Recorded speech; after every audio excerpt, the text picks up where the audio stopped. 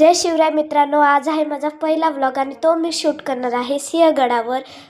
आणि आता आपण गड चढायला सुरुवात केलेली आहे आणि पोहोचलेलो आहोत पुणे दरवाजापाशी।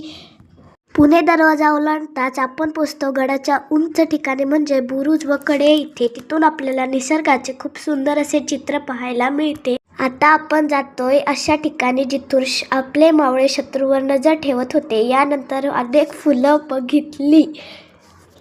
एवढा गड चढून सगळ्यांच्याच पोटात कावळे ओरडायला लागले, म्हणून मी पप्पांना म्हटलं पहिले पेट पूजा फिर काम तुझा। म्हणून आम्ही निघालो जेवणाच्या शोधात। तिथे आम्ही खाल्ली झुणका भाकर आणि मम्मीनेही घरून भाकरी आणल्या होत्या।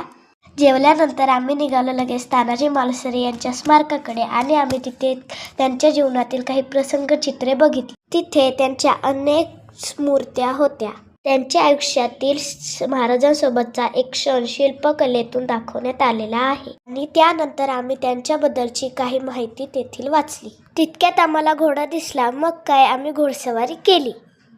तेथीलच जवळच्या प्राचीन अमृतेश्वर भैरव मंदिराकडे आम्ही निघालो। सगळ्यात आधी तर माझा भाऊ पळत पळत त्या मंदिराकडे निघाला, म्हणून आम्हीही त्याच्या मागे मागे निघालो।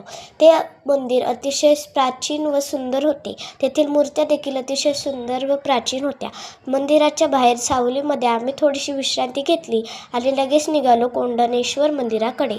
मंदिराचा रस्ता फार चढाचा होता आणि जेवल्यामुळे ते सगळ्यांनाच कंटाळा आलता, म्हणून सगळेच हळूहळू चालले होते। पण पप्पा आणि वेदांत सगळ्यात आधी मंदिरापाशी पोचले। आम्ही वर पोचून दर्शन घेतले आणि मंदिराच्या आजूबाजूचा परिसर बघत थोड्या वेळ तिथेच विश्रांती घेतली आणि लगेच निघालो पुढच्या पॉईंटकडे। हा होता आमचा सिंहगडावरचा शेवटचा पॉईंट। तो पाहण्यासाठी आम्ही फार उंच कडात चढलो होतो आणि तिथे होती तोफ। ती पाहून आम्ही तेथील काही निसर्ग बघितला आणि निघालो परतीच्या प्रवासाकडे। परतीच्या प्रवासात आम्हाला दिसले खूप सारे मंकीज। व्लॉग आवडला असेल तर लाईक आणि सबस्क्राईब करायला विसरू नका। भेटूया पुढच्या व्लॉगमध्ये। तोपर्यंत जय शिवराय आणि रामकृष्ण हरी।